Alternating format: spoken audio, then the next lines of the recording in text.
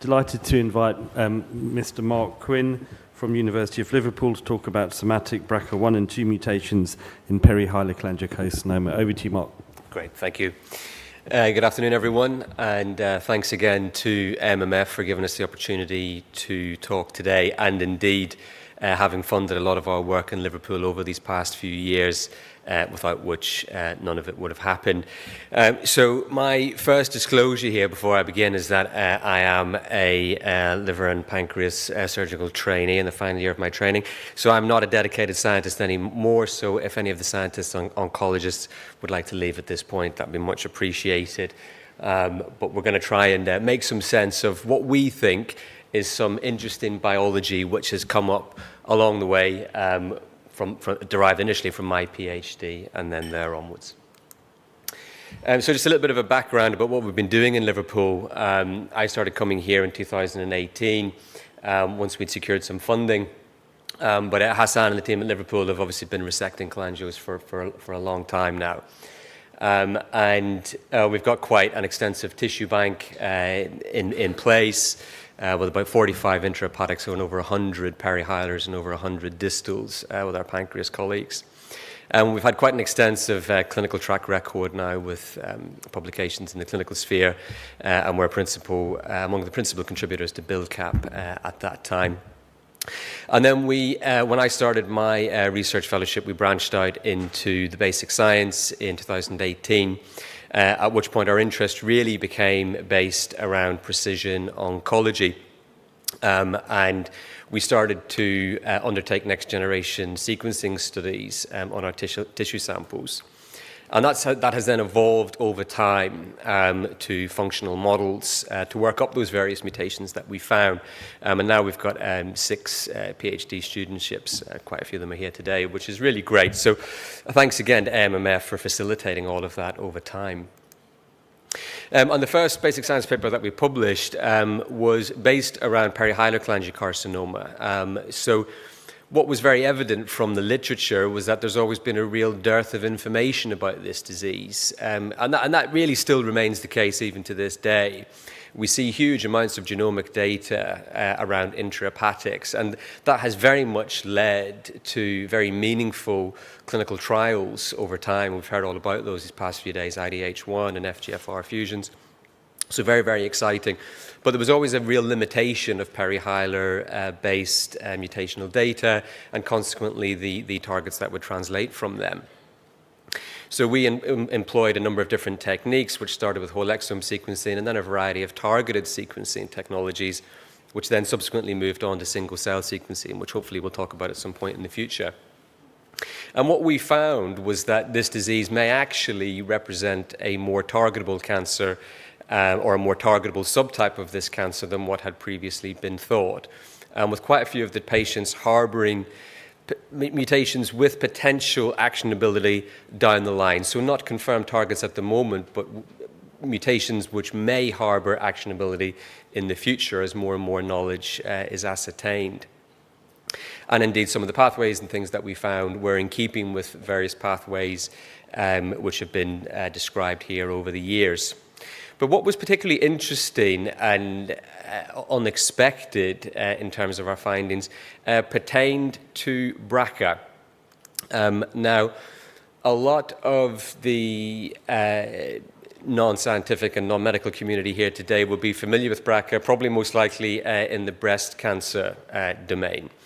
And so it's the most widely documented of the DNA damage response genes. And oftentimes we hear about that in the germline setting, which is in the inheritable setting. And not typically associated with cholangiocarcinoma. BRCA2 germline mutations are associated with pancreatic cancers. There's been a lot of work done around that in Liverpool.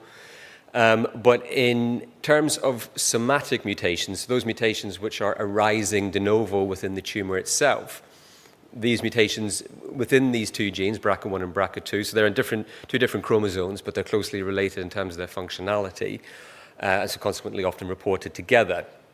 But in terms of their prevalence in cholangiocarcinoma, as has been mentioned a few times throughout the past few days, they're thought to be very, very low prevalence. with quoted rates of around 1 to 4% for BRCA1 and 1 to 7% for BRCA2.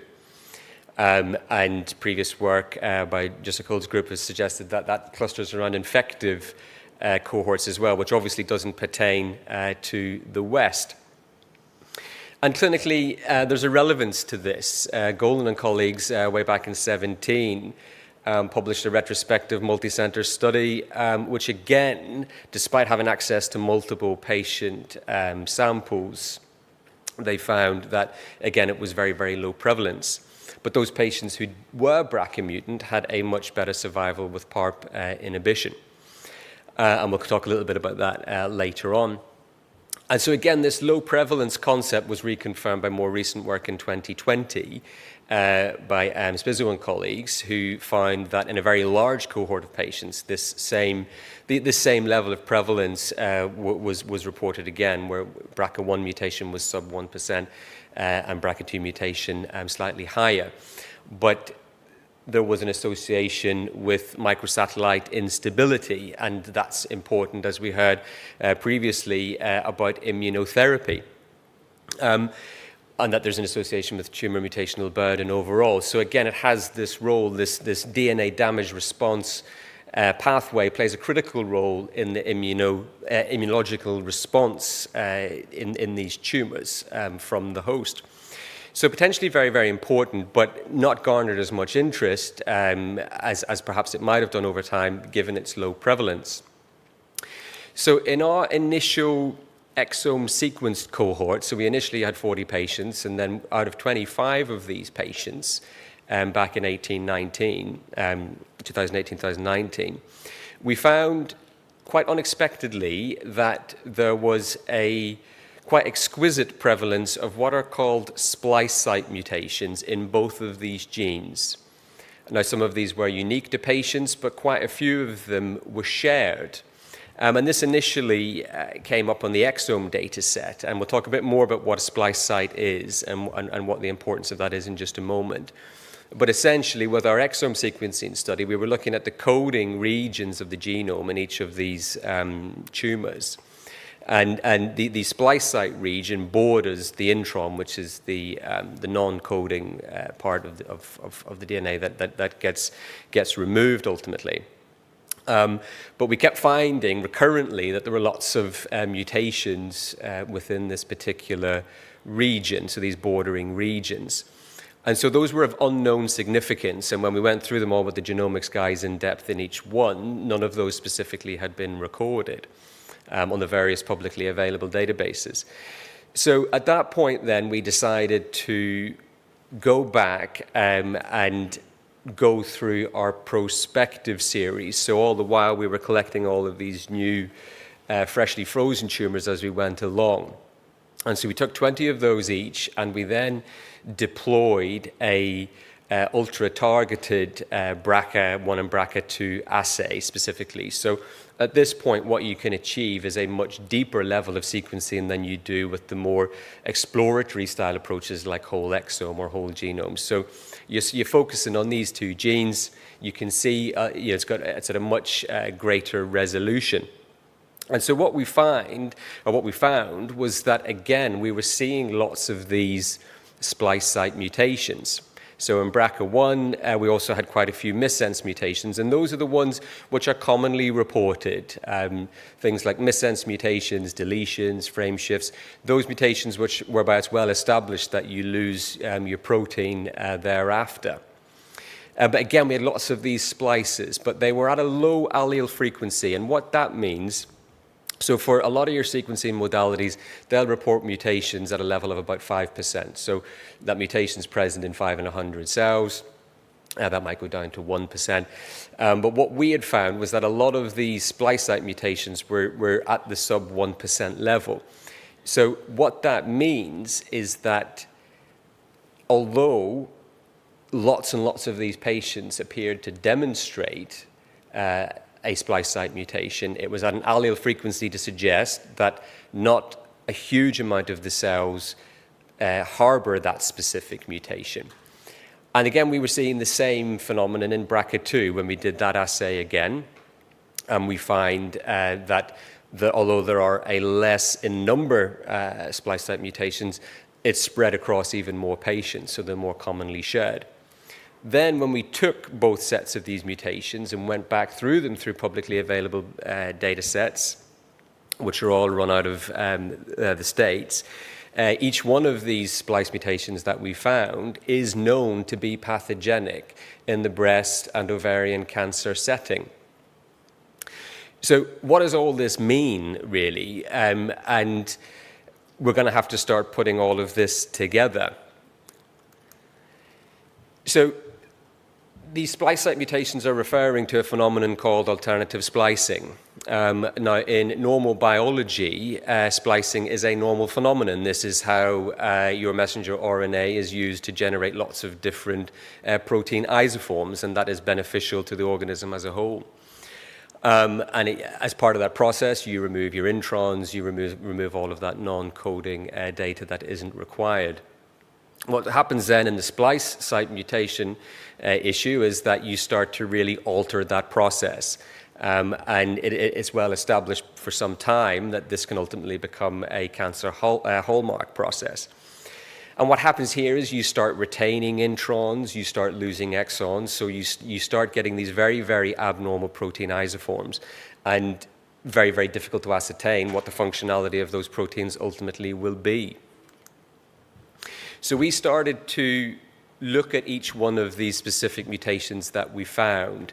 There's really quite a few of them, so I won't go through each and every one of them in turn, but looking at those that were most common, when we looked at one of the commonest BRCA1 splice site mutations, when we undertook reverse transcription PCRs to look at gene expression in the normal duct versus the tumors, what we could see, and here you've got in the bar charts, you've got the control normal duct on the left and the tumor on the right. When you looked at each pair of presence or absence of that specific splice site mutation, what we could see is that we would have a reduction in that expressed gene. So inferring that in the presence of that mutation, we were losing expressed BRCA1 and infer that we're losing the protein. So this would suggest that these are playing a role in the ultimate BRCA phenotype that you're going to see. Which then also led us on to start looking at how the tumors were comparing to normal ducts and on a wider scale. And we looked at, again, both BRCA1 and BRCA2, and we looked at the protein phenotype, and we were seeing, when we compared tumor to normal duct, that there was this move towards loss of BRCA1, which achieved significance, and a loss of BRCA2, which approached significance. Now, the difficulty with all of that, of course, being you've got lots of different mutations going on at the same time. You've got coding mutations, these missense mutations, you've got splice mutations. So at this current time, we weren't able to tease apart each one of those mutations, statistically analyze them all together. You wouldn't be able to do the kind of model to generate a meaningful result at this stage. But it's suggesting a signal. It's suggesting that in the presence of these mutations, there is an impact on the final protein. And when we then put together some TMAs, over 50 patients each, for BRCA1 and BRCA2, we can see, again, we have this variability, supportive more so of the kinds of numbers that you would see in the presence of your more standard reported mutations.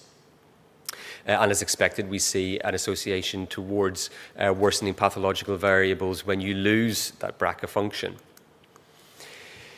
So what does this all mean? This is what we're now trying to tease out. These mutations are very, very prevalent. They were effectively in all of the patients, but at this low allele frequency. And this is where I've got to really thank Bill Greenaff from the pancreas team at Liverpool. We've put a lot of thought into this now. We believe this to be an early event in these cancers, and hence why it's of a low frequency, to suggest that, to begin with, losing BRCA is going to be beneficial to the tumor. you're going to create lots of mutations. But over time, that's actually going to become detrimental to the tumor as a whole, and ultimately become more antigenic and a target for the host immune system, et cetera, and the various innate anti-tumor mechanisms. So it's going to become detrimental at a later stage. And is this then why we are seeing restoration of the protein down the line? Is this a mechanism for BRCA being turned on and off via a splicing mechanism? That has been seen in other cancers, that's been seen in breast cancer, that these types of splice mutations are a mechanism to do that. When you then start to think about how this might impact things clinically, is this why we see initial responses to DDR-based therapeutics, which then is lost over time? And we see that with PARP as well. We know that these specific mutations we have found are known to be pathogenic in the breast and ovarian setting, so there must be some degree of pathogenicity here in this cancer setting. And like what has been seen with some of these mutations in the breast and ovarian setting, is this a mechanism to remove those mutations overall? Or is it indeed a mechanism to keep that mutation silent and impact the spliceosome more generally to one which is more beneficial to the tumor? And by spliceosome, what I'm referring to there is the ribonucleic protein phenomenon that surrounds, that is the substance of the nucleus itself.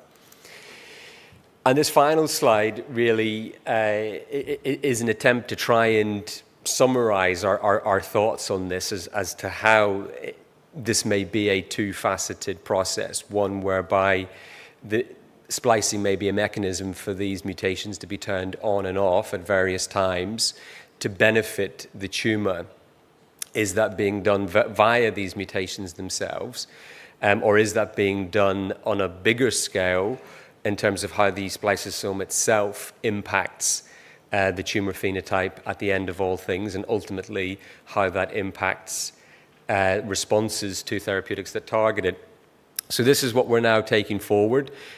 We've got our various models in place now to work that up, and this is now the funding pipeline that we're pursuing to alter those mutations, both on patient-derived and also and then see how that impacts the wider mutational biology of the tumor and the spliceosome at large. And then can we ultimately bring that forward to have an impact on PARP inhibition and drugs that may target the spliceosome itself. So just to finish off, to thank everybody who's helped me on this project, and particularly to Hassan, of course, who's always ironclad in his support of this work, the team now taking the work forward, and of course, big thanks to MMF for always funding this work. So thanks very much.